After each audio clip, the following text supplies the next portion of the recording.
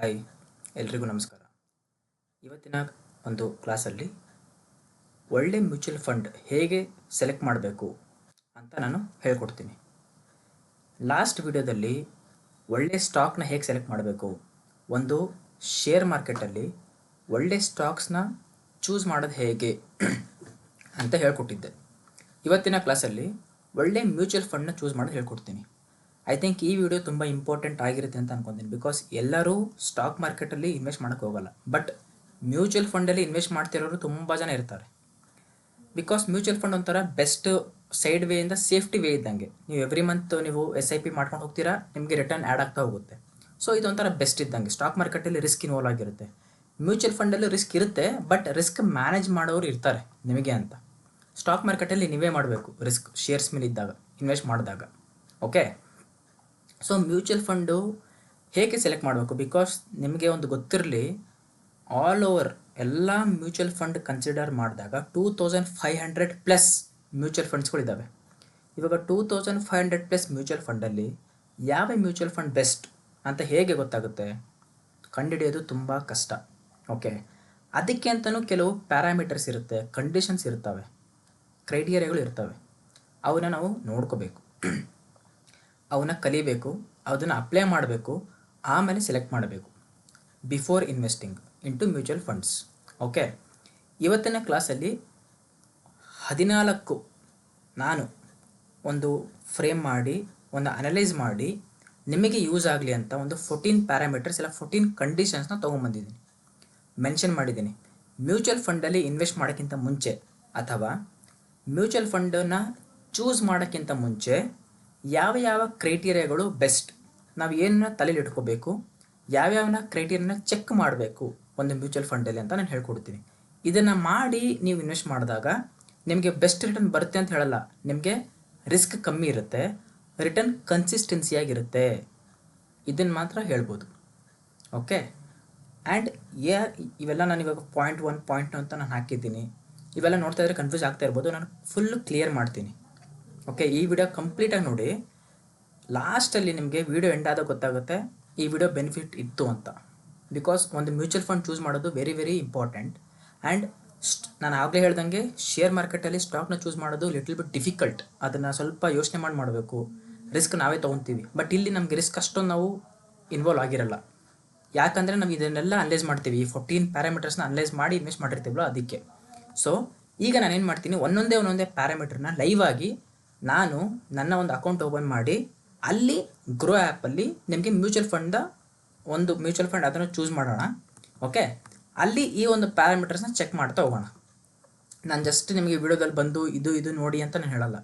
ನಾನೂ ಒಂದು grow open ಮಾಡಿ ಅಲ್ಲಿ ಯಾವುದೋ ಒಂದು ಮ್ಯೂಚುವಲ್ ಫಂಡ್ ಸೆಲೆಕ್ಟ್ ಮಾಡಿ ಈ 14 ಪ್ಯಾರಾಮೀಟರ್ಸು ಅಪ್ಲೈ ಆಗುತ್ತಾ, ಚೆಕ್ ಮಾಡ್ಬೋದಾ ಅಂತ ನೋಡೋಣ. ಓಕೆ, ಸೊ ಗಮನ ಕೊಟ್ಟು ಕೇಳಿ.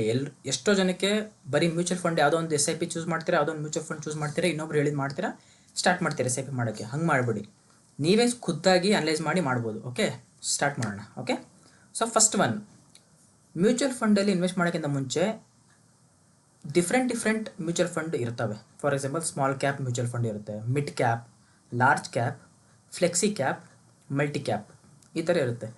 Large cap, small cap, mid cap ಎಲ್ರಿಗೂ ಗೊತ್ತಿರುತ್ತೆ. ಫ್ಲೆಕ್ಸಿ ಕ್ಯಾಪ್, ಮಲ್ಟಿ ಕ್ಯಾಪು ಸ್ವಲ್ಪ ಡಿಫ್ರೆಂಟ್ ಇದು. ಓಕೆ, ಲಾರ್ಜ್ ಕ್ಯಾಪ್ ಇದರದ್ದು ನಾನು ಡಿಫ್ರೆನ್ಷಿಯೇಷನ್ ಹೇಳ್ಬಿಡ್ತೀನಿ ಫಸ್ಟು.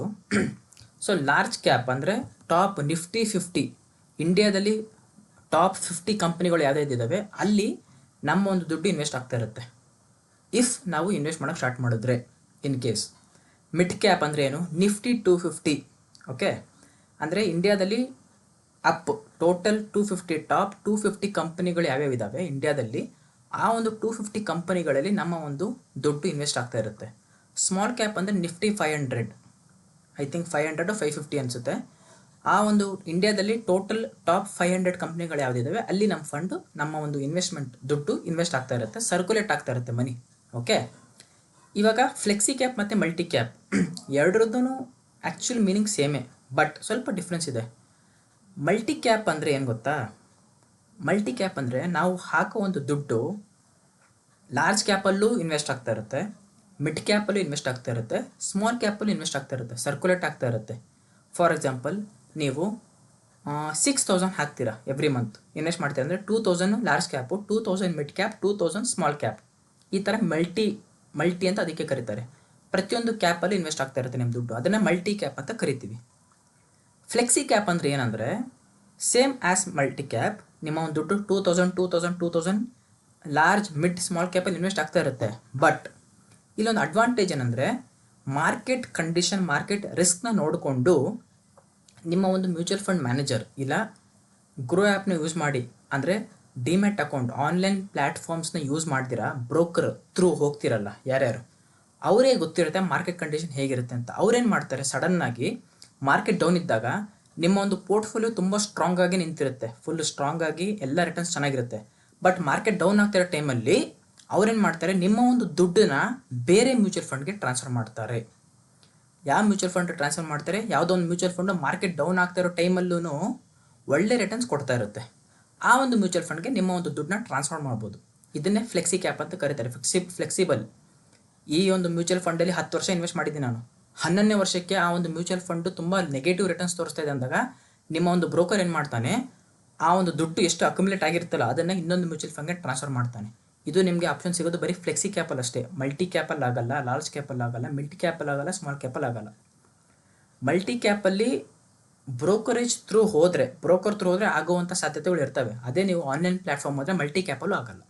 ಓಕೆ, ಇದು ಫಸ್ಟ್ ಪಾಯಿಂಟು ಕ್ಲಿಯರ್ ಮಾಡಿದ್ದೀನಿ. Small, mid, large, flexi, multi ಅಂದರೆ ಏನು ಅಂತ. Second, direct or regular growth. Okay, ಇವಾಗ ನೀವು ಒಂದು ಮ್ಯೂಚುವಲ್ ಫಂಡ್ ಚೂಸ್ ಮಾಡಬೇಕಾದ್ರೆ ನೀವು ಮೇಲ್ಗಡೆ ಬರ್ತಿರುತ್ತೆ ಮ್ಯೂಚುವಲ್ ಫಂಡ್. ಈಗ ಒಂದು ಕೆಲಸ ಮಾಡ್ತೀನಿ, ನಾನು ಗ್ರೋ ಆ್ಯಪ್ ಯೂಸ್ ಮಾಡ್ತೀನಿ, ಓಪನ್ ಮಾಡಿದ್ದೀನಿ ನೋಡಿ. ಓಕೆ, ಇಲ್ಲಿ ಇವಾಗ ನೋಡಿ ಆಲ್ ಮ್ಯೂಚುವಲ್ ಫಂಡ್ ಮೇಲೆ ಕ್ಲಿಕ್ ಮಾಡ್ತೀನಿ. ನೋಡಿ ಎಷ್ಟಿದೆ ಇಲ್ಲೆಲ್ಲ ಫಿಲ್ಟರ್ಸ್ ಹಾಕ್ಬೋದು ನಾವು. ಓಕೆ, ಕ್ಯಾಟಗರಿ, ರಿಸ್ಕ್ ಹಾಕ್ಬೋದು, ಫಂಡ್ ಸೈಜ್, ಓಕೆ ಇದೆಲ್ಲ ಇದೆ. ನಾನು ಒಂದು ಇವಾಗ ರ್ಯಾಂಡಮ್ ಆಗಿ ಒಂದು ಮ್ಯೂಚುವಲ್ ಫಂಡ್ ಚೂಸ್ ಮಾಡ್ತೀನಿ. ನನಗೆ ಇಷ್ಟ ಇರೋದೇ ಚೂಸ್ ಮಾಡ್ತೀನಿ ಅಂತ ಅನ್ಕೋಬೇಡಿ, ನಾನು ನಾರ್ಮಲಾಗಿ ಚೂಸ್ ಮಾಡ್ತೀನಿ ಯಾವುದಾದ್ರೂ. ಈಗ ಯೂಶ್ವಲಿಗೆ ಈಗ ಏನಾಗುತ್ತೆ ಗೊತ್ತಾ, ಈಗ ಆಲ್ರೆಡಿ ಮಾರ್ಕೆಟಲ್ಲಿ ಸ್ವಲ್ಪ ಟ್ರೆಂಡಿಂಗ್ ಮ್ಯೂಚುವಲ್ ಫಂಡ್ಸ್ಗಳಿದ್ದಾವೆ. ನೀವು ಅಡ್ವರ್ಟೈಸ್ಮೆಂಟಲ್ಲಿ ನೋಡಿರ್ತೀರ, ನಿಪ್ಪಾನ್ ಇಂಡಿಯಾ, ಸ್ಮಾಲ್ ಕ್ಯಾಪ್ ಇದೆ, ಮೋತಿಲಾಲ್ ಓಸ್ವಾಲ್ ಇದೆ. ಓಕೆ, ಆದಿತ್ಯ ಬಿರ್ಲಾ, ಇದನ್ನು ಚೂಸ್ ಮಾಡ್ತೀನಿ ನಾನು. ಓಕೆ, ಆದಿತ್ಯ ಬಿರ್ಲಾ ನಾನು ಇಲ್ಲಿವರೆಗೂ ಹೇಳೇ ಇಲ್ಲ ಎಲ್ಲೂ, ಜಸ್ಟ್ ಇದನ್ನು ಚೂಸ್ ಮಾಡಿದ್ದೀನಿ. Okay, Aditya Birla, Sun life, PSU ಅಂದರೆ public sector undertaking. Okay, equity fund direct growth, ಇದ್ರದ್ದು ಕಂಪ್ಲೀಟ್ ಹೆಸರಿದು.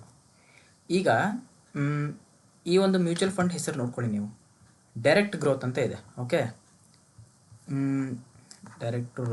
ಡೈರೆಕ್ಟ್ ಇದೆ ಅಲ್ಲ, ಡೈರೆಕ್ಟ್ ಗ್ರೋತ್ ಇದೆ, ಗ್ರೋತ್, ರೆಗ್ಯುಲರ್ ಗ್ರೋತ್ ಅಂತ ಬರೆದಿರುತ್ತೆ ಒಂದೊಂದು, ಅದನ್ನು ತೋರ್ಸೋಕೆ ನಾನು ಪ್ರಯತ್ನ ಪಡ್ತಾ ಇದ್ದೀನಿ. Regular growth mutual fund, Nippon India fund. Okay, ICICI ಇದು ನೋಡಿ. ಇದು ಡೈರೆಕ್ಟ್ ಗ್ರೋತ್ ಇದೆ. ಓಕೆ, ಇರಲಿ ಬಿಡಿ, ನನಗೆ ಇದು ರೆಗ್ಯುಲರ್ ಗ್ರೋತ್ ಸಿಗ್ತಾ ಇಲ್ಲ. Regular growth last time try ಮಾಡ್ತೀನಿ. ಇಲ್ಲಿ ಯಾವುದೋ ನೋಡಿದ ನಾನು, ರೆಗ್ಯುಲರ್ ಗೋಲ್ಡ್ ಸೇವಿಂಗ್ ಕ್ಲಿಕ್ ಮಾಡೋಣ. ಇದು ಡೈರೆಕ್ಟ್ ಇದೆ. ಓಕೆ, ಇರಲಿ. ಏನಾಗುತ್ತೆ ಗೊತ್ತಾ, ಫಂಡಲ್ಲಿ ನೀವು ಚೂಸ್ ಮಾಡುವಾಗ ಮೇಲ್ಗಡೆ ಹೆಸರಲ್ಲಿ ಡೈರೆಕ್ಟ್ ಆರ್ ರೆಗ್ಯುಲರ್ ಅಂತ ಬರೆದಿರುತ್ತೆ. ಏನಾದರೂ ಅರ್ಥ ಅಂದರೆ, ಡೈರೆಕ್ಟ್ ಅಂದಾಗ ನಿಮ್ಮೊಂದು ದುಡ್ಡು ಸೀದಾ ಫಂಡ್ ಮ್ಯಾನೇಜರ್ಗೆ ಹೋಗಿ ಅವನು ಮಾರ್ಕೆಟಲ್ಲಿ ಇನ್ವೆಸ್ಟ್ ಮಾಡ್ತಾನೆ. ಅದೇ ರೆಗ್ಯುಲರ್ ಗ್ರೋತ್ ಅಂದರೆ ನಿಮ್ಮ ಒಂದು ದುಡ್ಡು ಒಬ್ಬ ಏಜೆಂಟ್ ಮೂಲಕ ಹೋಗಿ ಅವನ ಮೂಲಕ ನಿಮ್ಮ ಒಂದು ಫಂಡ್ ಮ್ಯಾನೇಜರ್ಗೆ ಹೋಗುತ್ತೆ. ಸೊ ಇಲ್ಲಿ ಕಮಿಷನ್ ತೊಗೊತಾನೆ ಏಜೆಂಟು. ಸೊ ನಿಮ್ಮ ಒಂದು ದುಡ್ಡು ಚೂರು ಕಟ್ಟಾಗುತ್ತೆ. ಚೂರು ಅಂದರೆ ಸ್ವಲ್ಪ ಕಟ್ಟಾಗುತ್ತೆ. ನನಗೆ ಅಷ್ಟು ಕೂಡ ಕಟ್ಟಾಗಬಾರ್ದು. ನನ್ನ ದುಡ್ಡು, ಸಂಪೂರ್ಣ ದುಡ್ಡು ಸೀದಾ ನನಗೆ ಮಾರ್ಕೆಟಲ್ಲಿ ಇನ್ವೆಸ್ಟ್ ಮಾಡಬೇಕು ಅಂತ ಅಂದ್ಕೊಂಡವರು ಡೈರೆಕ್ಟ್ ಅಂತ ಬರೆದಿರುತ್ತೆ ಮೇಲೆ, ಅದನ್ನು ಚೂಸ್ ಮಾಡಿ. ಇಲ್ಲ ನಡೆಯುತ್ತೆ, ನನಗೆ ಚೂರು ಕಟ್ಟಾದರೂ ಪರವಾಗಿಲ್ಲ, ರೆಗ್ಯುಲರ್ ಆಗಲ್ಲ ಅಂದರೆ ರೆಗ್ಯುಲರ್ ಗ್ರೋತ್ ಅಂತ ಬರೆದಿರ್ತೇನೆ ಒಂದು, ಅದನ್ನು ಚೂಸ್ ಮಾಡಿ. ಇದಕ್ಕೂ ತುಂಬ ಡಿಫ್ರೆನ್ಸ್ ಏನಿಲ್ಲ. ಒಂದು ಚೂರು ಕಮಿಷನ್ ತೊಗೊತಾನೆ ಏಜೆಂಟ್ಗೆ ಕಮಿಷನ್ ಕೊಡಬಾರ್ದು ಅನ್ನೋರು ಡೈರೆಕ್ಟ್ ಚೂಸ್ ಮಾಡ್ತಾರೆ. ನನಗೆ ಏಜೆಂಟ್ಗೆ ಕಮಿಷನ್ ಕೊಟ್ಟರು ಪರವಾಗಿಲ್ಲ, ನನಗೇನು ಅಷ್ಟು ನಾರ್ಮಲಾಗಿ ಎಫೆಕ್ಟ್ ಆಗಲ್ಲ ನನ್ನ ಮ್ಯೂಚುವಲ್ ಫಂಡ್ಗೆ ಅಂದವರು, ಅವ್ರ ಪೋರ್ಟ್ಫೋಲಿಯೋಗೆ ಯಾವುದು ಎಫೆಕ್ಟ್ ಆಗಲ್ಲ ಅಂದವರು ರೆಗ್ಯುಲರ್ ಗ್ರೋತನ್ನು ಚೂಸ್ ಮಾಡಿ. Next ratings. ಈಗ ನಾನು ಆಗಲೇ ಹೇಳ್ದಂಗೆ ಒಂದು ಮ್ಯೂಚುವಲ್ ಫಂಡ್ ಸೆಲೆಕ್ಟ್ ಮಾಡಿದ್ದೆ, ಯಾವುದು ಆದಿತ್ಯ ಬಿರ್ಲಾ ಸೆಲೆಕ್ಟ್ ಮಾಡಿದ್ನಲ್ಲ. All mutual fund Aditya Birla Sun Life direct growth. ಏನಾಗುತ್ತೆ ಗೊತ್ತಾ ನೋಡಿ ಇಲ್ಲಿ, ಇಲ್ಲಿ ರೆಗ್ಯುಲರ್ ಅಂತ ಬರ್ತಿರುತ್ತೆ ಅಷ್ಟೇ, ಬೇರೆ ಏನಿಲ್ಲ ಡಿಫ್ರೆನ್ಸ್. ಓಕೆ, ಈಗ ನಾನೇನು ಮಾಡ್ತೀನಿ, ಒಂದೊಂದೇ ಕ್ರೈಟೀರಿಯಾ ಮ್ಯಾಚ್ ಮಾಡ್ತಾ ಹೋಗ್ತೀನಿ. ರೇಟಿಂಗ್ಸ್, ಆದಿತ್ಯ ಬಿರ್ಲಾದ ರೇಟಿಂಗ್ಸ್ ಎಷ್ಟಿದೆ? Ratings not applicable, not available. Okay fine. ಬೇರೆ ಯಾವುದಾದ್ರೂ ಮ್ಯೂಚುವಲ್ ಫಂಡ್ ಚೆಕ್ ಮಾಡ್ತೀನಿ, ಚೆಕ್ ಮಾಡಿ. ಮೋತಿಲಾಲ್ ಓಸ್ವಾಲ್ ತೊಗೊಳೋಣ, ಇದಕ್ಕೆ ರೇಟಿಂಗ್ಸ್ ಇರುತ್ತೆ. ಇದಕ್ಕೆ ರೇಟಿಂಗ್ಸ್ ನೋಡಿ 5 ರೇಟಿಂಗ್ಸ್ ಇದೆ. ಸೊ ಏನು ಹೇಳಕ್ಕೆ ಬಂದೆ ಅಂದರೆ, ನೀವು ಆದಿತ್ಯ ಬಿರ್ಲಾಗೆ ರೇಟಿಂಗ್ಸ್ ಇಲ್ಲ, ನಾವು ಇನ್ವೆಸ್ಟ್ ಮಾಡಬಾರ್ದು, ಹಂಗಿರಲ್ಲ. ಆದಿತ್ಯ ಬಿರ್ಲಾ ಅವ್ರದ್ದು ಫಂಡ್ ಸೈಜ್ ನೋಡಿ 5 ಕ್ರೋರ್ ಇದೆ, ಆಲ್ಮೋಸ್ಟ್ 6 ಕ್ರೋರ್ ಅರೌಂಡ್ ಇದೆ ಅವ್ರದ್ದು ಫಂಡ್ ಸೈಜು. ಮೋತಿಲಾಲ್ ಓಸ್ವಾಲ್ ಅವ್ರದ್ದು 18 ಕ್ರೋರ್ಸ್ ಇದೆ. ಓಕೆ, ಸೊ ಜಸ್ಟ್ ನಾನು ಎಕ್ಸಾಂಪಲ್ಗೋಸ್ಕರ ನಿಮಗೆ ಆದಿತ್ಯ ಬಿರ್ಲಾ ತೊಗೊಂಡಿದ್ದೀನಿ. ಬೆಸ್ಟ್ ಮ್ಯೂಚುವಲ್ ಫಂಡ್ ಚೂಸ್ ಮಾಡೋದನ್ನ ನಾನು ಹೇಳ್ತಿದ್ದೀನಿ. ಯಾವಾಗಲೂ ಅಷ್ಟೇ ರೇಟಿಂಗ್ಸು 4.5 ಇಲ್ಲ 4.2 ಮೇಲೆ ಇರಲಿ. ಓಕೆ, ಅದನ್ನು ಚೆಕ್ ಮಾಡಿ. ರೇಟಿಂಗ್ಸ್ ಯಾವಾಗಲೂ ಅಬೋವ್ 4.3 ಇರಬೇಕು. ಓಕೆ, ಅಬೋವ್ 4.3 ಇರಲಿ, 4.3% ಇರಲಿ ರೇಟಿಂಗ್ಸ್, 4.3 ಇರಲಿ. ಓಕೆ, ಆವಾಗ ಆ ಫಂಡು ಒಳ್ಳೆ ರೇಟಿಂಗ್ಸ್ನ ಪಡ್ಕೊಂಡಿದೆ ಅಂತ ಅರ್ಥ. ಎಲ್ಲಿಂದ? ಸೆಬಿಯಿಂದನೂ ಹೌದು, ಜನರಿಂದನೂ ಹೌದು, ಯಾಕಂದರೆ ಅದು ಒಳ್ಳೆ ರಿಟರ್ನ್ಸ್ ಕೊಡ್ತಾ ಇರುತ್ತೆ. ಅದಕ್ಕೆ ಇವಾಗ ಇದೆ ನೋಡಿ, ಮೋತಿಲಾಲ್ ಓಸ್ವಾಲ್ ಆದಿತ್ಯ ಬಿರ್ಲಾ ಆಲ್ ಪರ್ಸೆಂಟೇಜು 30% ಕೊಡ್ತಾ ಇದೆ. ಓಕೆ, ಅನಲೈಸ್ಡು. ಮೋತಿಲಾಲ್ ಓಸ್ವಾಲ್ ಅವರು 26% ಕೊಡ್ತಿದ್ದಾರೆ. 4% ಹೌದು ಡಿಫ್ರೆನ್ಸ್ ಇದೆ, ಬಟ್ 4% ಕೂಡ ಹೆವಿ ಡಿಫ್ರೆನ್ಸ್ ಆಗುತ್ತೆ when you invest for the long term. Okay, ಈಗ ನೆಕ್ಸ್ಟ್ ಕ್ರೈಟೀರಿಯಾ ಏನಿದೆ, NAV value, very important. Okay, Motilal Oswal ಅವ್ರದ್ದು NAV value 120.99 rupees per unit ಇದೆ. ಆದಿತ್ಯ ಬಿರ್ಲಾ ಅವ್ರದ್ದು 36.99 ರುಪೀಸ್ ಇದೆ. ಓಕೆ, ಅಂದರೆ ಏನರ್ಥ ಅಂದರೆ, ನೀವು ಇನ್ವೆಸ್ಟ್ ಮಾಡ್ತಿರಲ್ಲ ಪರ್ ಮಂತ್, ಫಾರ್ ಎಕ್ಸಾಂಪಲ್ 3000, 5000, 8000, ಇಲ್ಲ ಒಂದೇ ಸಲ ಲಂಸಮ್ ಮಾಡ್ತೀರಾ. ಓಕೆ, ಸೊ ಆವಾಗ ಇನ್ವೆಸ್ಟ್ ಮಾಡೋಕ್ಕಿಂತ ಮುಂಚೆ ನೀವು ಎಷ್ಟು ಇನ್ವೆಸ್ಟ್ ಮಾಡ್ತೀರಾ ಅದು ಈ ಪರ್ ಯೂನಿಟ್ ಪರ್ಚೇಸ್ ಆಗುತ್ತೆ. ಓಕೆ, ಈಗ 36, ಫಾರ್ ಎಕ್ಸಾಂಪಲ್ 37 ರುಪೀಸ್ ಅನ್ಕೊಳ್ಳೋಣ. ನೀವೊಂದು 1000 ರೂಪಾಯಿ ಹಾಕ್ತೀರಾ, 1000 ರೂಪಾಯಿಗೆ ನಿಮಗೆ ಎಷ್ಟು ಯೂನಿಟ್ ಸಿಗುತ್ತೆ ಆ ಥರ ಅರ್ಥ ಇದು ಅಷ್ಟೇ. 37 ರುಪೀಸ್ 1 ಯೂನಿಟ್. 10 ಯೂನಿಟ್ಗೆ ತೊಗೊಂಡ್ರೆ 370 ರುಪೀಸ್, 20 ಯೂನಿಟ್ಗೆ 370, 350, 700, 730, 725 ಹಾಗೆ ಸಿಗುತ್ತೆ.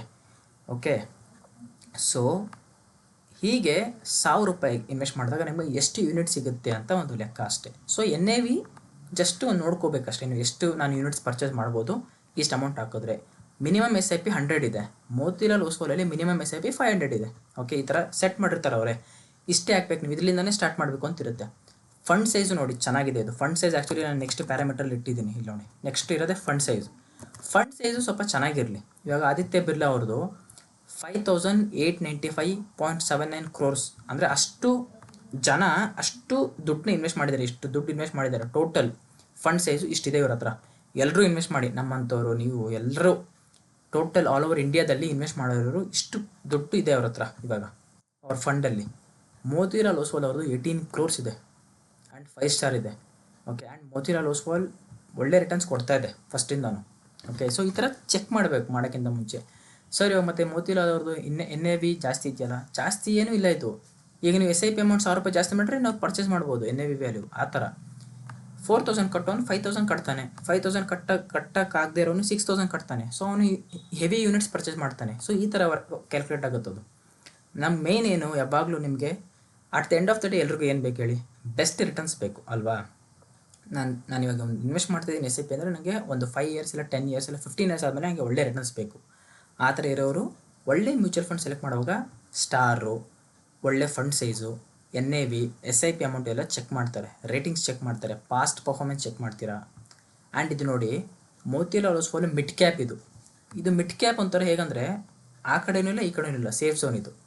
ಲಾರ್ಜ್ ಕ್ಯಾಪ್ ಏನಾಗುತ್ತೆ ಗೊತ್ತಾ, ಮಾರ್ಕೆಟ್ ಬಿದ್ದಾಗ ಫಸ್ಟ್ ಎಫೆಕ್ಟ್ ಆಗೋದೇ ದೊಡ್ಡ ದೊಡ್ಡ ಕಂಪ್ನಿಗಳು, ಆಯಿತಾ. ಸೊ ಅದಕ್ಕೆ ಲಾರ್ಜ್ ಕ್ಯಾಪಲ್ಲಿ ಹಾಕಿದಾಗ ವೆರಿ ಹೈ ರಿಸ್ಕಲ್ಲಿ ಇರುತ್ತೆ. ಸೊ ನಿಮ್ಮ ದುಡ್ಡು ಬೇಗ ಡೌನ್ ಆಗಿಬಿಡುತ್ತೆ ನೀವು ಹಾಕಿದ ದುಡ್ಡು. Small cap very safer zone, ಅದು ತುಂಬ ಸೇಫ್ ಝೋನ್. ಯಾಕಂದರೆ ಸ್ಮಾಲ್ ಕ್ಯಾಪ್ಗಳಿಗೆ ಎಫೆಕ್ಟ್ ಆಗಲ್ಲ, ಮಾರ್ಕೆಟ್ ಬಿದ್ದಾಗ ಚೂರು ಎಫೆಕ್ಟ್ ಆಗುತ್ತೆ ಅಷ್ಟೇ, ಇರುವೆ ಕಚ್ಚಿದಂಗೆ ಅಂತಾರಲ್ಲ ಹಾಗದು. ಮಿಡ್ ಕ್ಯಾಪ್ಗೆ ಆಗುತ್ತೆ ಬಟ್ ಅಷ್ಟೊಂದು ಆಗಲ್ಲ ಇದು. ಬಿಕಾಸ್ ನಿಫ್ಟಿ 250 ಇಂಡಿಯಾದಲ್ಲಿ 250 ಕಂಪ್ನಿಗಳು ಯಾವುದಿದೆ ಅದನ್ನು ರನ್ ಆಗ್ತಿರುತ್ತೆ. ಇಲ್ಲಿ ಲಾರ್ಜ್ ಕ್ಯಾಪು ಇರೋಲ್ಲ, ದೊಡ್ಡ ದೊಡ್ಡ ಜೈಂಟ್ ಕಂಪ್ನಿಗಳು ಅಂತಲೂ ಹೇಳೋಕ್ಕಾಗಲ್ಲ, ತೀರಾ ಚಿಕ್ಕ ಕಂಪ್ನಿಗಳು ಸ್ಟಾರ್ಟಪ್ಸ್ ಅಂತಲೂ ಹೇಳೋಕ್ಕಾಗಲ್ಲ. ನಾರ್ಮಲ್ ಮಿಡ್ ಸೈಜ್ ಫರ್ಮ್ಸ್ ಇಲ್ಲ ಮಿಡ್ ಸೈಜ್ ಕಂಪ್ನಿಗಳ ಜೊತೆ ಇದು ವರ್ಕ್ ಆಗ್ತಾ ಇರುತ್ತಲ್ಲ, ಸೊ ಇದಕ್ಕೂ ಅಷ್ಟೊಂದು ಎಫೆಕ್ಟ್ ಆಗಲ್ಲ. ಸೊ ಮಿಡ್ ಕ್ಯಾಪ್ ಒಂಥರ ಸೇಫ್ ಝೋನ್ ಚೂಸ್ ಮಾಡೋರು ಮಾಡ್ತಾರೆ, ಮಿಡ್ ಕ್ಯಾಪ್ನ ಚೂಸ್ ಮಾಡ್ತಾರೆ. ಇಲ್ಲ ನಾನು ಹೈ ರಿಸ್ಕೆ ತೊಗೊಳ್ತೀನಿ ಬಟ್ ನಂಗೆ ಒಳ್ಳೆ ಕಂಪ್ನಿಗಳಲ್ಲಿ ಇನ್ವೆಸ್ಟ್ ಮಾಡ್ಬೇಕಂದಾಗ ಲಾರ್ಜ್ ಕ್ಯಾಪ್ ತೊಗೊತಾರೆ. ಲಾರ್ಜ್ ಕ್ಯಾಪ್ದು ಅಡ್ವಾಂಟೇಜ್ ಏನು ಗೊತ್ತಾ, ಮಾರ್ಕೆಟ್ ಬಿದ್ದಾಗ ಎಲ್ಲ ನಿಮ್ಮ ಸ್ಟಾಕ್ಸು ಬೀಳುತ್ತೆ, ಎಲ್ಲ ನಿಮ್ಮ ಫಂಡ್ ಬೀಳುತ್ತೆ. ಮಾರ್ಕೆಟ್ ಏನಾದರೂ ಚೆನ್ನಾಗಿ ಬೂಮ್ ಆಗ್ತಿದೆ ಅಂದರೆ ನಿಮ್ಮ ಒಂದು ಫಂಡ್ ಸೈಜು ಮತ್ತು ನಿಮ್ಮ ಒಂದು ಫಂಡ್ ವ್ಯಾಲ್ಯೂ ಇರುತ್ತಲ್ಲ, ನಿಮ್ಮ ಒಂದು ಇನ್ವೆಸ್ಟ್ ಮಾಡಿರೋ ವ್ಯಾಲ್ಯೂ ಕೂಡ ಬೂಮ್ ಆಗ್ತಾ ಇರುತ್ತೆ. ಇದು ಒಂದು advantage. Mid cap consistency maintain ಮಾಡ್ತಾ ಇರುತ್ತೆ, ನಾರ್ಮಲಾಗಿ ಏರ್ತಾ ಇರುತ್ತೆ ನಿಮ್ಮದು, ಸಡನ್ನಾಗಿ ನಾರ್ಮಲಾಗಿ ನಿಮ್ಮ ವ್ಯಾಲ್ಯೂ ಜಾಸ್ತಿ ಇರಲ್ಲ ಹಾಗೆ.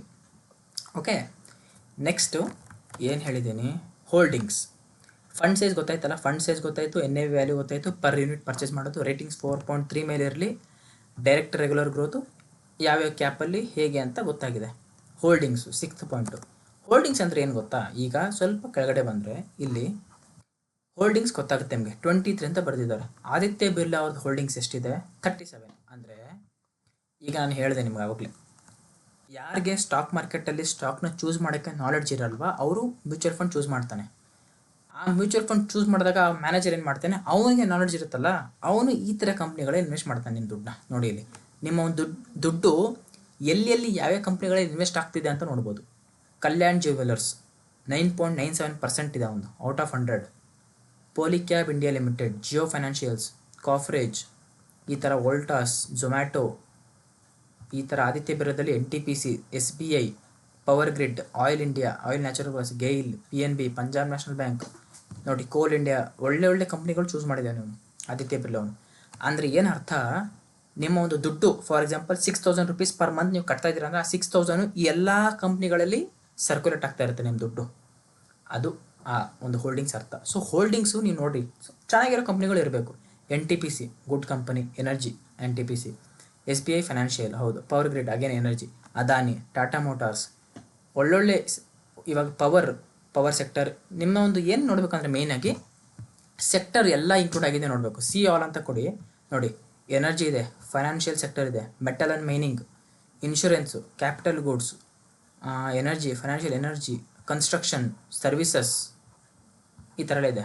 ಓಕೆ, ಸೊ ರೈಲ್ವೇಸ್ ಇಲ್ಲ ನೋಡಿ ಇಲ್ಲಿ, ಅಂದರೆ ನೋಡಿ ರೈಲ್ವೇಸ್ ಇಲ್ಲ, ನಂಗೆ ಸಡನ್ನಾಗಿ ಫ್ಲ್ಯಾಶ್ ಆಯಿತು.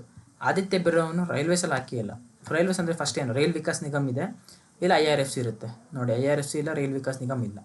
ಹಾಕಬೇಕಾಗಿತ್ತು ಇವನು ರೈಲ್ ವಿಕಾಸ್ ನಿಗಮಲ್ಲಿ ಸ್ವಲ್ಪ ಸ್ಟೇಕ್ ಇಡಬೇಕಾಗಿತ್ತು. ಅದು ಯಾಕಂದರೆ ಅದು ಒಳ್ಳೆ ಕಂಪ್ನಿ ರೈಲ್ವೇಸ್ ಅಂತ ಬಂದಾಗ. ಹಾಗೆ ಮೋತಿಲಾಲ್ ಒಸ್ವಾಲ್ ಅವ್ರದ್ದು CL ಅಂತ ಕೊಟ್ಟರೆ ಇವರು ಓಕೆ, ಇವ್ರದ್ದು ರೈಲ್ವೇಸಲ್ಲಿ ಹಾಕಿಲ್ಲ ಇವರು. ಓಕೆ, ಯೂಶ್ವಲಿ ರೈಲ್ವೇಸಲ್ಲಿ ಹಾಕಲ್ಲ. IRCTC ಮೇಯ್ನು ರೈಲ್ವೆ. ಆಮೇಲೆ ಡಿಫೆನ್ಸ್ ನೋಡಿ, ಡಿಫೆನ್ಸಲ್ಲೂ ಹಾಕಿಲ್ಲ ಇವರು ಯಾರು.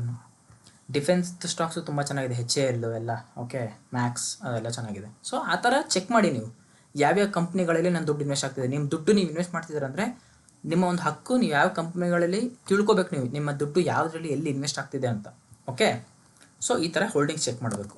ನೆಕ್ಸ್ಟು ಇಯರ್ ವೈಸ್ ರಿಟರ್ನ್ಸ್ ಅಂದರೆ ಮೇಲೆ ಬಂದು ಇಲ್ಲಿ 1Y, 3Y, 5Y ಅಂತ ಬರ್ತಿರುತ್ತೆ. 1 year ರಿಟರ್ನ್ ಎಷ್ಟು ಕೊಡ್ತಿದೆ, ಮೋತಿಲಾಲು 68% ಕೊಡ್ತಿದೆ. ಅಂದರೆ ಫಾರ್ ಎಕ್ಸಾಂಪಲ್ ನೀವು ಒನ್ ಟೈಮು ನಿಮ್ಮ ಒಂದು 30,000, 25,000 ಹಾಕಿದ್ರೆ 1 yearಗೆ ನಿಮಗೆ ಅದು 42,000 ಆಗಿರುತ್ತೆ.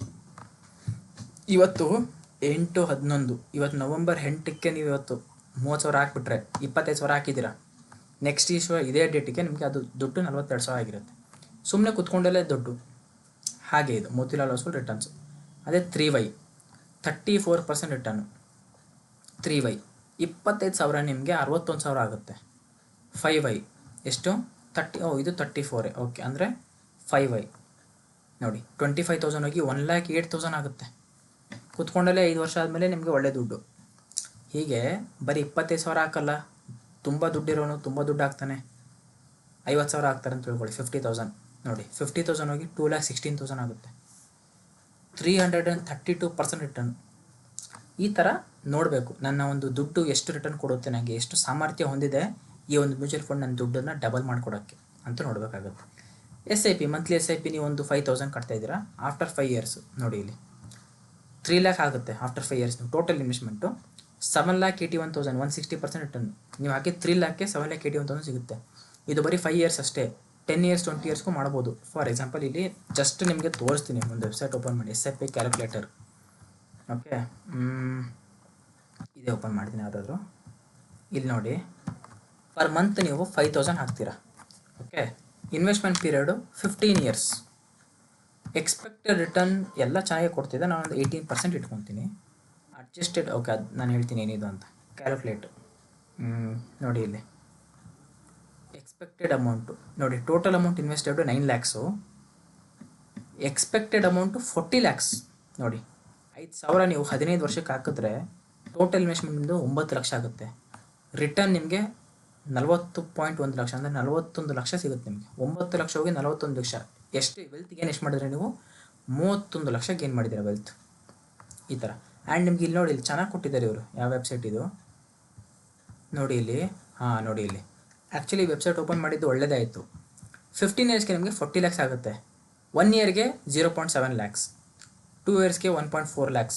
ನೀವು ಯಾವ್ಯಾವ ಇಯರ್ಗೆ ಎಷ್ಟು ನಿಮ್ಮ ದುಡ್ಡು ಎಷ್ಟಾಗಿರುತ್ತೆ ಅಂತ ಇಲ್ಲೇ ಚೆಕ್ ಮಾಡ್ಕೋಬೋದು ನೋಡಿ. ಚೆನ್ನಾಗಿದೆ ಇದು ವೆಬ್ಸೈಟ್ ಅಲ್ವಾ. 15 ಇಯರ್ಸ್ಗೆ 40 ನೋಡಿ, 18, 68, 20ಗೆ 93, 21 ಇಯರ್ಸ್ಗೆ 1.1 crores. ಹಂಗೆ 25 ಇಯರ್ಸ್ ಮಾಡಿದ್ರೆ 2.3 crores, 35 ಇಯರ್ಸ್ ಮಾಡಿದ್ರೆ 12 crores. ನೋಡಿ, 5000 ವ್ಯಾಲ್ಯೂ ಇದೆ. ಪವರ್ ಆಫ್ ಮನಿ ಅಂತಾರಲ್ಲ ಹಾಗೆ. ಸೊ ಈ ಥರ ನೀವು ಇಯರ್ಸ್ ಜಾಸ್ತಿ ಮಾಡ್ದಂಗೆ ನಿಮಗೆ ರಿಟರ್ನ್ ಜಾಸ್ತಿ ಆಗುತ್ತೆ. ರಿಟರ್ನ್ ಅದೇ ನೀವು ಇಲ್ಲಿ ಚೇಂಜ್ ಮಾಡಿದ್ರೆ, ನಾನು ಇಲ್ಲಿ 20 ಮಾಡಿದ್ರೆ ಇಲ್ಲಿ ಮತ್ತೆ ಇದು ಚೇಂಜ್ ಆಗುತ್ತೆ. ನೋಡಿ ಇಲ್ಲಿ ನೋಡಿ, 40 lakh ಇರೋದು 48 lakhs ಆಯಿತು ಒಂದೇ ಸಲ. ಸೊ ರಿಟರ್ನು ಚೆನ್ನಾಗಿ ಕೊಡಬೇಕು. ಇಲ್ಲಿ ನೋಡಿದ್ರೆ ಇವಾಗ ಮೋತಿಲಾಲ್ ಓಸ್ವಾಲ್ ಅವ್ರದ್ದು ಆಲ್ ಆ್ಯನುವಲಾಗಿ 26% ಇಟ್ಕೊಳ್ಳಿ. ಇನ್ಫ್ಲೇಷನ್ ಇಟ್ಕೊಂಡ್ರು ತಲೆಯಲ್ಲಿ ಒಂದು 20 to 23 ಕೊಟ್ಟರು ಸಾಕು. ಆ್ಯಕ್ಚುಲಿ ಬೆಸ್ಟ್ ರಿಟರ್ನ್ ಅದು. 23 ಅಂತೂ ಅಲ್ಟಿಮೇಟ್ ರಿಟರ್ನ್. ಸೊ ಎಕ್ಸ್ಪೆಕ್ಟ್ ಮಾಡಬೇಕು, ಯಾವಾಗ ಒಳ್ಳೆ ನಂಬಿಕೆ ಇಟ್ಕೋಬೇಕು 23 ಕೊಡುತ್ತೆ ಅಂತ, ಅವಾಗ ಹಾಗೇ ಆಗುತ್ತೆ. ಸೊ ಈ ಥರ ಚೂಸ್ ಮಾಡಬೇಕು. ಮ್ಯೂಚುವಲ್ ಫಂಡ್ ಚೂಸ್ ಮಾಡುವಾಗ ಈ ಥರ ಕ್ರೈಟೀರಿಯಾಗಳನ್ನ ನೋಡಬೇಕು. Okay, next year wise return ನಾವು ಚೆಕ್ ಮಾಡಿದ್ವಿ. ಹೇಗೆ? ಎಕ್ಸ್ಪೆನ್ಸ್ ರೇಷಿಯೋ, ಎಕ್ಸಿಟ್ ಲೋಡ್, ಈ ಎರಡೂ ನಾನು ಒಂದೇ ಸಲ ಎಕ್ಸ್ಪ್ಲೇನ್ ಮಾಡ್ತೀನಿ. ಎಕ್ಸ್ಪೆನ್ಸ್ ರೇಷಿಯೋ ಅಂದರೆ ಏನಂದರೆ, ಸ್ವಲ್ಪ ನೀವು ಮ್ಯೂಚುವಲ್ ಫಂಡ್ ಕೆಳಗಡೆ ಸ್ಕ್ರೋಲ್ ಡೌನ್ ಮಾಡಿದ್ರೆ ನೋಡಿ, ಇಲ್ಲಿ ಗೊತ್ತಾಗುತ್ತೆ ನಿಮಗೆ ನಿಮ್ಮದು ಈಕ್ವಿಟಿಯಲ್ಲಿ ಎಷ್ಟು ಇನ್ವೆಸ್ಟ್ ಆಗಿದೆ, ಡೆಟ್ ಅಲ್ಲಿ ಎಷ್ಟಾಗಿದೆ, ಕ್ಯಾಶಲ್ಲಿ ಎಷ್ಟಾಗಿದೆ. ಆಮೇಲೆ ಸೆಕ್ಟರ್ ವೈಸ್ ನೋಡಿ, ಇಲ್ಲಿ ಹೆಲ್ತ್ ಕೇರಲ್ಲಿ 5.5%, financial, automobile, capital goods, consumer, technology ಇಷ್ಟು ಇನ್ವೆಸ್ಟ್ ಆಗಿದೆ. ಚೂರು ಕೆಳಗಡೆ ಬಂದರೆ ಇಲ್ಲಿ ರಿಟರ್ನ್ಸ್ ಅದೇ ಇದು ಇದೆ. ಪಿಯರ್ ಕಂಪ್ಯಾರಿಸನ್ ಅಂದರೆ ಮೋತಿಲಾಲ್ ಓಸ್ವಾಲ್ ಜೊತೆ ಬೇರೆ ಬೇರೆ ಕಾಂಪಿಟೇಷನಲ್ಲಿರೋ ಇವೆಲ್ಲ. ಓಕೆ, ನೆಕ್ಸ್ಟ್ ನೋಡಿ, ಇಲ್ಲಿ expense ratio, exit load and tax. ಅಂದರೆ ಎಕ್ಸ್ಪೆನ್ಸ್ ರೇಷಿಯೋ ಅಂದರೆ 0.56 ಅಂತ ಇದೆ. ಏನಂಗಂದ್ರೆ ಅಂದರೆ ಎಕ್ಸ್ಪೆನ್ಸ್ ರೇಷಿಯೋ ಅಂದರೆ ನಿಮ್ಮ ಒಂದು ದುಡ್ಡು ನೀವು ಇನ್ವೆಸ್ಟ್ ಮಾಡ್ತಿರಲ್ಲ, ನೀವು ಇನ್ವೆಸ್ಟ್ ಮಾಡೋ ದುಡ್ಡಲ್ಲಿ ಫಂಡ್ ಮ್ಯಾನೇಜರ್ಗೆ ಇಲ್ಲ ಫಂಡನ್ನ ಮೇಂಟೈನ್ ಮಾಡೋಕ್ಕೆ, ಆ ಒಂದು ಫಂಡನ್ನ ಮೇಂಟೈನ್ ಮಾಡೋಕ್ಕೆ ನಿಮ್ಮ ಒಂದು ದುಡ್ಡಲ್ಲಿ 0.56% ತೊಗೊತಾರೆ ಅವರು ಅಷ್ಟೇ. ತುಂಬ ಚಿಕ್ಕ ಅಮೌಂಟ್ ಇದು. ಓಕೆ, ಫಾರ್ ಎಕ್ಸಾಂಪಲ್ ಎಷ್ಟಾಗುತ್ತೆ ಇವಾಗ? ಫಾರ್ ಎಕ್ಸಾಂಪಲ್ ಇಲ್ಲೇ ಮಾಡ್ತೀನಿ ನೋಡಿ ನಾನು. ಇಸ್ ಈಕ್ವಲ್ ಟು ಬಿಡಿ, 5000 rupees ಪರ್ ಮಂತ್ ಕಟ್ತಾ ಇದ್ದೀರಾ ನೀವು. 0.56 ಅವ್ರು ತೊಗೊಳ್ತಾ ಇದ್ದಾರೆ. Okay, so is equal to 5000 into 0.56%, 28 ರೂಪಾಯಿ. ಅಂದರೆ 5000ದಲ್ಲಿ 28 ರೂಪಾಯಿ ತೊಗೊತಾ ಇದ್ದಾನೆ ಅವನು, ಫಂಡ್ ಮಾಡೋನು. ನಿಮ್ಮ ಒಂದು ಫಂಡ್ ಮ್ಯಾನೇಜರ್ ಇದಾರಲ್ಲ, ಆ ಫಂಡನ್ನು ಮೇಂಟೈನ್ ಮಾಡೋಕ್ಕೆ, ನಿಮ್ಮ ಒಂದು ದುಡ್ಡು ಸರ್ಕ್ಯುಲೇಟ್ ನೀಟಾಗಿ ಆಗ್ತಿದೆ ಎಲ್ಲ ಕಡೆ ತೊಗೊಳಕ್ಕೆ ಅವ್ರೊಂದು ಸ್ವಲ್ಪ ದುಡ್ಡು ಬೇಕಾಗುತ್ತೆ. ಆ ಒಂದು ದುಡ್ಡನ್ನು ಅವರು ನಿಮ್ಮ ಅಕೌಂಟಿಂದಾನೇ, ನಿಮ್ಮ ಒಂದು ಇನ್ವೆಸ್ಟೆಡ್ ಅಮೌಂಟಿಂದ ತೊಗೊತಾರೆ. ಎಷ್ಟು ತೊಗೊತಾರೆ ಅಂದರೆ 28 ರೂಪೀಸ್ ತೊಗೊತಾನೆ ಅವನು, ನೀವು 5000 ರೂಪಾಯಿ ಹಾಕ್ದಾಗ. ಓಕೆ, ಆ್ಯಂಡ್ ಇದು ಪರ್ ಆ್ಯನಮ್, ಪರ್ ಮಂತ್ ಅಲ್ಲ, ನೆನ್ಪಿಟ್ಕೊಳ್ಳಿ. ಅದಕ್ಕೆ ಏನಾಗುತ್ತೆ, ಕೆಲವೊಬ್ಬರು ತುಂಬ ಸೂಕ್ಷ್ಮವಾಗಿ ಮ್ಯೂಚುವಲ್ ಫಂಡ್ ಇನ್ವೆಸ್ಟ್ ಮಾಡ್ಕೊಂಡವ್ರು ಇದನ್ನು ನೋಡ್ತಾರೆ. ತುಂಬ ಜಾಸ್ತಿ ಇದ್ದರೆ ಇದನ್ನೇನಾಗುತ್ತೆ, ಇನ್ವೆಸ್ಟ್ ಮಾಡೋಕ್ಕೆ ಹೋಗಲ್ಲ. ಇವಾಗ 1-2% ಇದ್ದರೆ ಮಾಡೋಕ್ಕೆ ಹೋಗ್ಬೇಡಿ. ನೀವು ಇನ್ವೆಸ್ಟ್ ಮಾಡೋದ್ರಲ್ಲಿ 2% ಅವನೇ ತೊಗೊತಾನೆ ಅಂದರೆ ಯಾಕೆ ಮಾಡ್ತೀರಾ? ಅದೇ ಇದು ಕಮ್ಮಿ ಇದ್ದರೆ ನೀವು ತುಂಬ ಕಮ್ಮಿ ಕೊಡ್ತಾ ಇದ್ದೀರಾ ನಿಮ್ಮ ಮ್ಯೂಚುವಲ್ ಫಂಡ್ ಮ್ಯಾನೇಜರ್ಗೆ ಫಂಡ್ನ ಮೇಂಟೈನ್ ಮಾಡೋಕ್ಕೆ ಅಂತ ಅರ್ಥ. ಇದನ್ನೇ ಎಕ್ಸ್ಪೆನ್ಸ್ ರೇಷಿಯೋ ಅಂತ ಕರೀತಾರೆ. ಅಂದರೆ ಎಕ್ಸ್ಪೆನ್ಸ್ನ ಮ್ಯಾನೇಜ್ ಮಾಡೋಕ್ಕೆ ಒಂದು ಯೂಸ್ ಮಾಡುವಂಥ ಒಂದು ರೇಷಿಯೋನೇ expense ratio. Exit load of 1% if redeemed within 1 year ಅಂತ ಕೊಟ್ಟಿದ್ದಾನೆ. ಇಲ್ಲೂ ನೋಡಿ, ಇಲ್ಲಿ if you redeem within 1 year returns are okay. ಇದು ಹೇಳ್ತೀನಿ ನಾನು. ಎಕ್ಸಿಟ್ ಲೋಡ್ ಅಂದರೆ ಎಕ್ಸಿಟ್ ಲೋಡ್ ವಿತಿನ್ 1 year. ಒಂದು ವರ್ಷ ನೀವು ಮಾಡ್ತೀರಿ SIP, 1 ವರ್ಷದಲ್ಲೇ ನೀವು ವಿಡ್ರಾ ಮಾಡಿಬಿಡ್ತೀರಾ ಅಮೌಂಟ್. ಆವಾಗ ನಿಮ್ಮ ಒಂದು ಫಂಡ್ ಮ್ಯಾನೇಜರ್ ಏನು ಮಾಡ್ತಾರೆ, 1% ಚಾರ್ಜ್ ಮಾಡ್ತಾನೆ ನಿಮ್ಮ ಒಂದು ಟೋಟಲ್ ಅಮೌಂಟಿಂದ. 1% ತೊಗೊತಾನೆ. ಫಾರ್ ಎಕ್ಸಾಂಪಲ್ 1 ಲಕ್ಷ ಟೋಟಲ್ ಆಗಿರುತ್ತೆ. 1% ಅಂದರೆ 1 ಲಕ್ಷಕ್ಕೆ 1% ಎಷ್ಟು? ₹1,000 ಅಷ್ಟೇ. 10%ಗೆ 10,000 ಆಗುತ್ತೆ. ಸೊ ₹1,000 ತಗೊತಾನು ಅಲ್ಲಿಂದ ನಿಮ್ಮ ಒಂದು ಫಂಡಿಂದ. ಹೀಗೆ ಸೊ ಆಫ್ಟರ್ 1 ಇಯರ್ ತೊಗೊಳಲ್ಲ ಅನಿಸುತ್ತೆ, ಅದಕ್ಕೆ ಇಲ್ಲಿ ಬರ್ದಿಲ್ಲ. ಬಟ್ ಇಲ್ಲಿ ಏನು ಕೆಳಗಡೆ ಬರೆದಿದ್ದಾರೆ, ಸ್ಟ್ಯಾಂಪ್ ಡ್ಯೂಟಿ ಅಂದರೆ ಏನು ಗೊತ್ತಾ? ಸ್ಟ್ಯಾಂಪ್ ಡ್ಯೂಟಿ ನೋಡಿ 0.005%. ಇದು ಅಪ್ಲಿಕೇಬಲ್ ಆಗಿರೋದು from 1st July 2020. Okay, stamp duty ಅಂದರೆ ಏನು? ಒಂದು ಡ್ಯೂಟಿ ಗೌರ್ಮೆಂಟ್ಗೆ ಕೊಡಬೇಕಾಗಿರೋ ಅಮೌಂಟ್ ಇದು 0.005%. ತುಂಬ ಅಂದರೆ ಚಿಕ್ಕ ಅಮೌಂಟ್ ಇದು, ಆಯಿತಾ? ಅದು ತುಂಬ ಚಿಕ್ಕ ಅಮೌಂಟ್. ಇದ್ರ ಬಗ್ಗೆ ವರಿ ಬಿಡಿ, ಇದು ಏನಿಲ್ಲ. ಇಲ್ಲೇನು ಬರ್ತಿದ್ದಾರೆ ನೋಡೋಣ ರೀ. If you redeem within 1 year returns are taxed at 20%. Okay ಇದೇನು ಅಂದರೆ ಓಕೆ ಅರ್ಥ ಆಯಿತು. ಇಲ್ಲಿದೆ ಲಾಸ್ಟ್ ಪಾಯಿಂಟ್ ಅದೇ ಇರೋದು. STCG LTCG ಅದೇ ಹೇಳ್ತಾ ಇದ್ದೀವರು. ಈಗ ರೀಸೆಂಟಾಗಿ ಬಜೆಟಲ್ಲಿ short term capital gain tax and long term capital gain tax declare ಮಾಡಿದ್ರು. ಸೊ ವಿತಿನ್ 1 ಇಯರೇ ನೀವು ನಿಮ್ಮ ಒಂದು ದುಡ್ಡನ್ನ ವಿಡ್ರಾ ಮಾಡಿದ್ರೆ ನಿಮಗೆ 20% STCG ಚಾರ್ಜ್ ಮಾಡ್ತಾರೆ, short term capital gain tax. And after 1 year, for example 5 ವರ್ಷ ಇನ್ವೆಸ್ಟ್ ಮಾಡ್ತೀರಾ, 5 ವರ್ಷ ಆದಮೇಲೆ ನೀವು ವಿಡ್ರಾ ಮಾಡ್ತೀರಾ ನಿಮ್ಮ ದುಡ್ಡನ್ನ ಅಂದಾಗ 12.5% LTCG ಕೊಡಬೇಕಾಗುತ್ತೆ ಗೌರ್ಮೆಂಟ್ಗೆ. ಇದಕ್ಕೆ ಇಂಡಿಯಾ ಸಿಸ್ಟಮ್ಮು ತುಂಬ ಏನು ಹೇಳಿ ನಾನು, ಇಂಡಿಯಾ ಇಷ್ಟೊಂದು ಚಾರ್ಜ್ ಮಾಡಬಾರ್ದು LTCG STCG. ಬೇರೆ ಕಂಟ್ರಿಗಳು ನೋಡಿ ನೀವು, ಅಮೇರಿಕನ್ ಆಗಿರ್ಬೋದು, ಬೇರೆ ಸ್ಟಾಕ್ ಮಾರ್ಕೆಟ್ಗಳು, ಲಂಡನ್ ಸ್ಟಾಕ್ ಎಕ್ಸ್ಚೇಂಜ್ ಆಗಿರ್ಬೋದು, ಅಮೇರಿಕಾದಲ್ಲಿರೋ ಸ್ಟಾಕ್ ಮಾರ್ಕೆಟ್ ಆಗಿರ್ಬೋದು, ಅವ್ರದ್ದು STCG STT security transaction tax ಅಂತ ಬರುತ್ತೆ, ಅದು LTCG STCG ಅವೆಲ್ಲ ಏನಿಲ್ಲ, ಟೋಟಲ್ ಫ್ರೀ ಅವ್ರದ್ದು. ಇಲ್ಲಿ ಗೌರ್ಮೆಂಟ್ ಪ್ರತಿಯೊಂದಕ್ಕೂ ಟ್ಯಾಕ್ಸ್ ಚಾರ್ಜ್ ಮಾಡ್ತಾರೆ, ಸರ್ಕ್ಯುಲೇಟ್ ಆಗ್ತಾ ಇರುತ್ತೆ. ನೀವು ದುಡ್ಡು ಸ್ಯಾಲ್ರಿ ಬರೋವಾಗೂ ಇನ್ಕಮ್ ಟ್ಯಾಕ್ಸ್ ಕಟ್ ಮಾಡಿನೇ ಸ್ಯಾಲ್ರಿ ಬರುತ್ತೆ. ನೀವು ಇನ್ನೊಂದು ಕಡೆ ಸ್ಪೆಂಡ್ ಮಾಡಬೇಕಾದ್ರೂ ಅದ್ರ ಮೇಲೂ ಟ್ಯಾಕ್ಸ್ ಕೊಡ್ತೀರಾ. ಪ್ರತಿಯೊಂದು ಕಡೆನೂ ನೀವು ಗೌರ್ಮೆಂಟಿಗೆ ಟ್ಯಾಕ್ಸ್ ಕೊಡಲೇಬೇಕು. ಅದಕ್ಕೆ ಇದು ಒಂಥರ ಇದೇನು ಮಾಡೋಕ್ಕಾಗಲ್ಲ, ವಿಚಿತ್ರ ಇದು. ಸೊ ಟ್ಯಾಕ್ಸ್ ಕೊಡಲೇಬೇಕು. ಬಟ್ ಒಳ್ಳೆ ವೆಲ್ತ್ನ ಕ್ರಿಯೇಟ್ ಮಾಡೋ ಕಡೆ ಫೋಕಸ್ ಮಾಡಿ, ಅವಾಗ ಟ್ಯಾಕ್ಸ್ ಕೊಡೋದ್ರ ಬಗ್ಗೆ ಫೋಕಸ್ ಮಾಡಬೇಡಿ, ಅಷ್ಟೇ ಸಿಂಪಲ್. ಓಕೆ, ಸೊ ಇದ್ರ ಬಗ್ಗೆ ನಾನು ಇವಾಗಲೇ ಈ ಪಾಯಿಂಟ್ ಕ್ಲಿಯರ್ ಮಾಡಿದೆ. STCG LTCG. Expense ratio, exit load ಗೊತ್ತಾಯಿತು.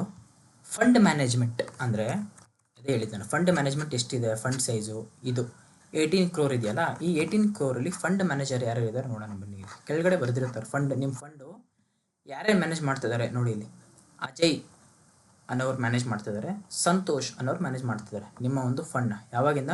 October 2024 ಪ್ರೆಸೆಂಟಿಂದಾನೆ. ಅದನ್ನು ಮತ್ತೆ ಅಂದರೆ ಮುಂಚೆ ಬೇರೆ ನೋಡಿ. ಇಲ್ಲಿ ಎಜುಕೇಷನ್, ಅಜಯ್ ಅನ್ನೋನು MBA and bachelor of engineering.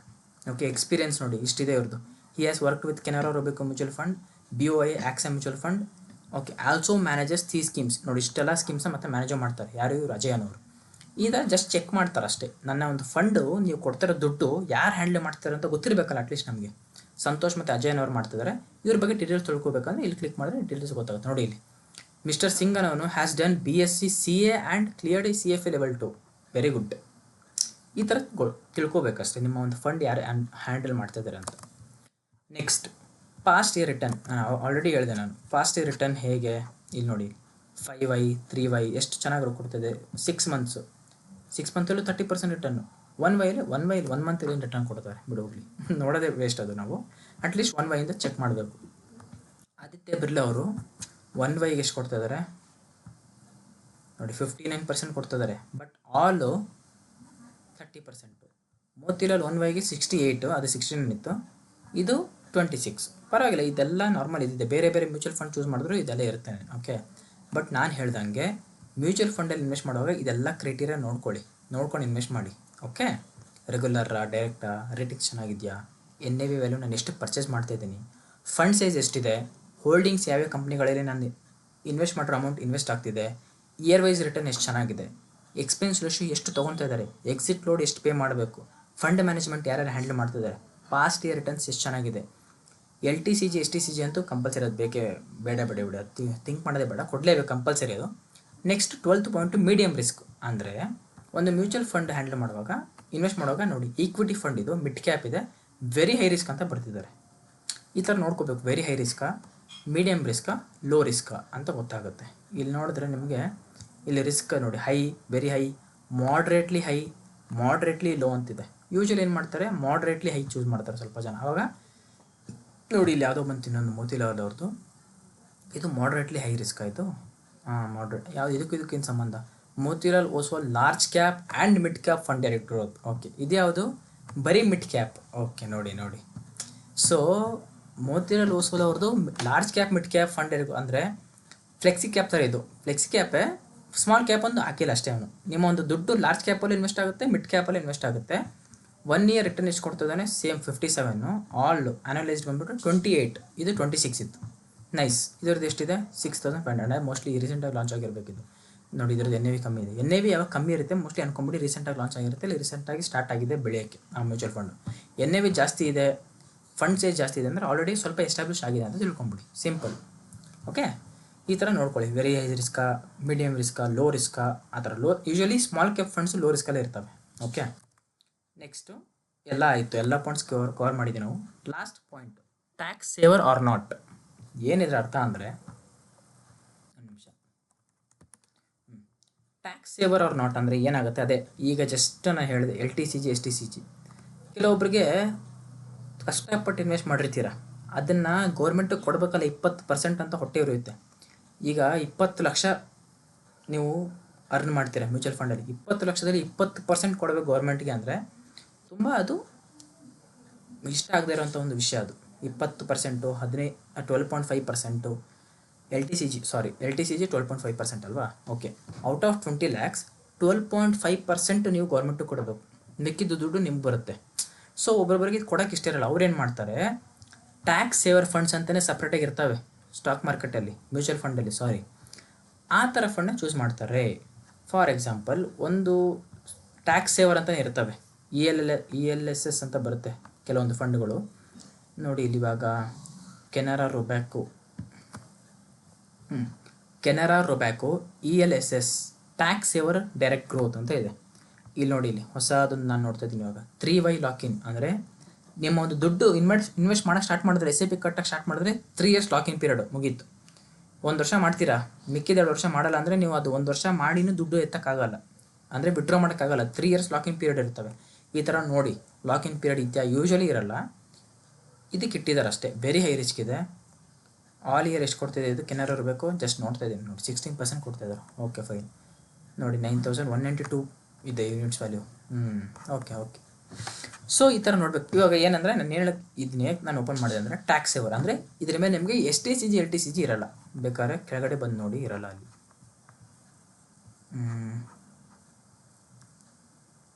Okay, tax implication 20 ಮತ್ತು 12.5 ಇಲ್ಲಿ ಕೊಟ್ಟಿದ್ದಾರೆ ನಾರ್ಮಲಾಗಿ, ಬಟ್ ಇದಕ್ಕೆ LTCG STCG ಇರಲ್ಲ. ಇದು ಟ್ಯಾಕ್ಸ್ ಸೇವರ್ ಫಂಡೇ, ಇದು ಡೈರೆಕ್ಟ್ ಗ್ರೋತು.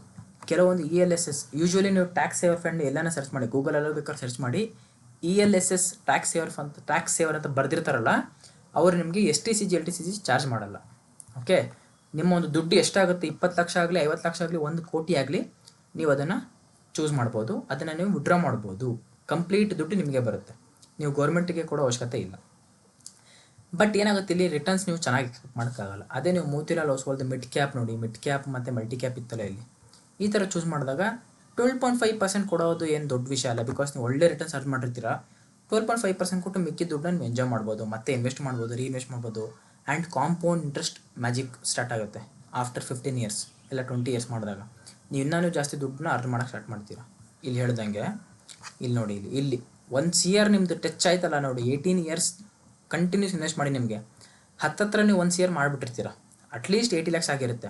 80 lakhsಲ್ಲಿ 12.5% ವರಿ ಮಾಡಿಬಿಡಿ. ಯಾಕಂದರೆ ನೆಕ್ಸ್ಟು ಹಂಗೆ ನೀವು ಒಂದು ಸ್ವಲ್ಪ ನೋಡಿ, 2 yearsಗೆ ನೋಡಿ 1.2 CR ಆಗುತ್ತೆ, 1.5 ಆಗುತ್ತೆ, 3.1 3.8 ಆಗುತ್ತೆ, 6.5 7.8. ಅಂದರೆ ನೀವು ಎಷ್ಟು ಇಯರ್ಸ್ಗೆ ಇನ್ವೆಸ್ಟ್ ಮಾಡ್ತೀರಾ, ನಿಮ್ಮದು ಮ್ಯೂಚುವಲ್ ಫಂಡ್ ವ್ಯಾಲ್ಯೂ ಕೂಡ ತುಂಬ ಬೇಗ ಡಬಲ್ ಆಗ್ತಾ ಇರುತ್ತೆ. ಇಲ್ಲಿಂದನೇ ನಿಮಗೆ 20 years ಆದಮೇಲೆ ನಿಮಗೆ ಕಾಂಪೌಂಡಿಂಗ್ ಇಂಟ್ರೆಸ್ಟ್ ಜಾಸ್ತಿ ಆಗುತ್ತೆ. ಇದೇ ಕಾಂಪೌಂಡಿಂಗ್ ಪವರ್ ಮ್ಯಾಜಿಕ್ ಅಂತ ಕರೀತಾರೆ ಯೂಶ್ವಲಿ. ಓಕೆ, ಸೊ ಇದು ಒಂದು 12-14 ಕ್ರೈಟೀರಿಯಾಗಳು ಮ್ಯೂಚುವಲ್ ಫಂಡ್ ಚೂಸ್ ಮಾಡೋಕ್ಕೆ ಬೇಕಾಗಿರೋದು. ಲಾಸ್ಟ್ ಒಂದು ಬ್ರಷ್ ಅಪ್ ಆಗಿಬಿಡಲಿ. ಫಸ್ಟ್ ಏನು ಹೇಳಿದೆ ನಾನು, ಯಾವ ಕ್ಯಾಪಲ್ಲಿ ಚೂಸ್ ಮಾಡಿದ್ರೆ ಒಳ್ಳೆಯದು ಇನ್ವೆಸ್ಟ್ ಮಾಡಿದ್ರೆ? Multi cap, flexi cap, mid, large, small. Direct of regular. Direct ಅಂದರೆ ಸೀದಾ ಫಂಡ್ ಮ್ಯಾನೇಜರ್ಗೆ ಹೋಗುತ್ತೆ ನಿಮ್ಮ ಅಮೌಂಟು. ರೆಗ್ಯುಲರ್ ಅಂದರೆ ಏಜೆಂಟ್ಗೆ ಕಮಿಷನ್ ಹೋಗುತ್ತೆ. ರೇಟಿಂಗ್ಸ್ ಚೆನ್ನಾಗಿರಬೇಕು, NAV ವ್ಯಾಲ್ಯೂ ಕಮ್ಮಿ ಇರಲಿ, ಒಂದು 60ರಿಂದ 100 ರೂಪಾಯಿ ಇರಲಿ, ಇಲ್ಲ 150 ರೂಪಾಯಿ ಒಳಗಡೆ ಇರಲಿ. ಫಂಡ್ ಸೈಜ್ ಚೆನ್ನಾಗಿ ಮೇಂಟೈನ್ ಮಾಡಬೇಕು, ಅಟ್ಲೀಸ್ಟ್ 12 crores ಮೇಲೆ ಇರಬೇಕು, ಇಲ್ಲ 10 crores ಮೇಲೆ ಇರಲಿ. ಹೋಲ್ಡಿಂಗ್ಸು ಒಳ್ಳೊಳ್ಳೆ ಕಂಪ್ನಿಗಳಲ್ಲಿ ಏನು ಇನ್ವೆಸ್ಟ್ ಆಗ್ತಾ ಇರಬೇಕು. ಇಯರ್ ವೈಸ್ ರಿಟರ್ನ್ಸ್ ಚೆನ್ನಾಗಿರಲಿ, ಒಳ್ಳೆ ರಿಟರ್ನ್ಸ್ ಕೊಡ್ತಾ ಇರಲಿ, 20% ಮೇಲೆ ಇರಲಿ. ಎಕ್ಸ್ಪೆನ್ಸ್ ರೇಷೋ ಕಮ್ಮಿ ಇರಲಿ. ಇವಾಗ ನಾನು 0.56 ನೋಡಿದ್ರೆ 0.32 ಇರುತ್ತೆ, ಒಂದು 0.30 ಇರುತ್ತೆ, ಒಳ್ಳೆಯದು. ಎಕ್ಸಿಟ್ ಲೋಡ್ ಆಲ್ಮೋಸ್ಟ್ ಅದೇನು ಮಾಡೋಕ್ಕಾಗಲ್ಲ, ನೀವು ಎಕ್ಸಿಟ್ ಆಗೋವಾಗ ಕೊಡಲೇಬೇಕು ವಿತಿನ್ 1 year. ಫಂಡ್ ಮ್ಯಾನೇಜರ್ ಯಾರ್ಯಾರು ಫಂಡ್ ಮ್ಯಾನೇಜರ್ ಅವ್ರು ಏನು ಮಾಡಿದಾರೆ, ಅವ್ರ ಕ್ವಾಲಿಫಿಕೇಷನ್ ತಿಳ್ಕೊಳ್ಳಿ. ಪಾಸ್ಟ್ ರಿಟರ್ನ್ ಅದೇ ಪಾಸ್ಟ್ ರಿಟರ್ನ್ ನಾನು ಹೇಳ್ದಂಗೆ ಚೆಕ್ ಮಾಡಿ ಒಂದು ಸಲ. ಮೀಡಿಯಮ್ ರಿಸ್ಕಾ, ಲೋ ರಿಸ್ಕಾ, ಮಾಡ್ರೇಟ್ ರಿಸ್ಕಾ ಚೆಕ್ ಮಾಡಿ. LTC STC ಬಗ್ಗೆ ಹೇಳ್ಕೊಟ್ಟೆ ಹೇಗೆ ಅಂತ. ಟ್ಯಾಕ್ಸ್ ಸೇವರ್ ಆರ್ ನಾಟ್ ಇದ್ರ ಬಗ್ಗೆ ಹೇಳ್ಕೊಟ್ಟೆ. ಸೊ ಈ ಥರ ಕೆಲವೊಂದು ಕ್ರೈಟೀರಿಯಾಗಳನ್ನ ಇಟ್ಕೊಂಡು ನೀವು ಮ್ಯೂಚುವಲ್ ಫಂಡ್ನ ಚೂಸ್ ಮಾಡಿದಾಗ ನೀವೇ ಒಂದು ಓನ್ ಡಿಸಿಷನ್ ತೊಗೊಳ್ಳೋವಂಥ ಒಂದು ಕೆಪಾಸಿಟಿ ಬರುತ್ತೆ. ಡಿಸಿಷನ್ ಮೇಕಿಂಗ್ ಸ್ಕಿಲ್ಸ್ನ ಕಲ್ತ್ಕೊಳ್ಳಿ. ನೀವೇ ಒಂದು ಅನಲೈಸ್ ಮಾಡಿ ಈ ವಿಡಿಯೋ ಮೂಲಕ ಇದನ್ನು ಬೇಕಾದ್ರೆ ಸ್ಕ್ರೀನ್ಶಾಟ್ ತೊಗೊಳ್ಳಿ. ಇದಿಷ್ಟೇ ಮಾತ್ರ. ಇದನ್ನು ಇಟ್ಕೊಂಡಾಗ ನೀವು ಒಂದು ಮ್ಯೂಚುವಲ್ ಫಂಡ್ ಇವಾಗ ಈ ವಿಡಿಯೋ ನೋಡಿದ್ಮೇಲೆ ಒಂದು ಮ್ಯೂಚುವಲ್ ಫಂಡ್ ಚೂಸ್ ಮಾಡಿ ಯಾವುದೋ ಒಂದು. ಇದೆಲ್ಲ ಕ್ರೈಟೀರಿಯಾ ಮ್ಯಾಚ್ ಆಗ್ತಿದೆ ಚೆಕ್ ಮಾಡಿ ನೀವೇ ಆಯ್ತಾ ಮಾಡಿ ಇನ್ವೆಸ್ಟ್ ಮಾಡೋಕ್ಕೆ ಸ್ಟಾರ್ಟ್ ಮಾಡಿ. ಒಳ್ಳೆ ನಿಮ್ಗೆ ಅನಿಸ್ಬೇಕು, ಓಕೆ ಇದು ಚೆನ್ನಾಗಿ ರಿಟರ್ನ್ಸ್ ಕೊಡ್ತಾ ಇದೆ, ಓಕೆ ಎಲ್ಲ ಮ್ಯಾಚ್ ಆಗಿದೆ. ಔಟ್ ಆಫ್ 14 ಅಟ್ಲೀಸ್ಟ್ 12-10 ಆದರೂ ಇರಲಿ, ಔಟ್ ಆಫ್ 14-11 ಆದರೂ ಇರಲಿ ಅಟ್ಲೀಸ್ಟ್. ಓಕೆ, ಆವಾಗ ನೀವು ಒಂದು ಡಿಸಿಷನ್ ತೊಗೊಂಡು ಆ ಒಂದು ಮ್ಯೂಚುವಲ್ ಫಂಡಲ್ಲಿ ಇನ್ವೆಸ್ಟ್ ಮಾಡೋಕ್ಕೆ ಮುಂದೆ ಹೋಗ್ಬೋದು. ಎವ್ರಿ ಮಂತ್ SIP ಮಾಡಿ ಇವೆಲ್ಲ ಮ್ಯೂಚುವಲ್ ಫಂಡಲ್ಲಿ ಲಂಪ್ಸಮ್ ಆದರೂ ಮಾಡ್ಬೋದು. ಓಕೆ, ಸೊ ಇವತ್ತಿನ ವಿಡಿಯೋ ಅರ್ಥ ಆಗಿದೆ ಅಂತ ಅಂದ್ಕೊಂಡಿದ್ದೀನಿ. ಅರ್ಥ ಆಗಿಲ್ಲ ಅಂದರೆ ಕಮೆಂಟ್ ಮಾಡಿ. ಯಾವ ಒಂದು ಟಾಪಿಕ್ ಮೇಲೆ ಈ ವಿಡಿಯೋ ಮಾಡಬೇಕು ಅಂತ ಹೇಳಿ ಆ ಟಾಪಿಕ್ ಮೇಲೆ ಈ ವಿಡಿಯೋ ಮಾಡ್ತೀನಿ ನಾನು. Okay, so thank you so much. Like ಮಾಡಿ, ನಿಮ್ಮ ಒಂದು ಫ್ರೆಂಡ್ಸ್ಗೂ ಶೇರ್ ಮಾಡಿ, ಯಾರ್ಯಾರಿಗೆ ಸ್ಟಾಕ್ ಮಾರ್ಕೆಟ್ ಕಲಿಬೇಕು, ಇನ್ವೆಸ್ಟ್ ಮಾಡಬೇಕು ಅಂತ ಇಂಟ್ರೆಸ್ಟ್ ಇರೋರಿಗೆ. ಓಕೆ, ಆ್ಯಂಡ್ ಸಬ್ಸ್ಕ್ರೈಬ್ ಕೂಡ ಮಾಡಿ. Thank you. Bye bye.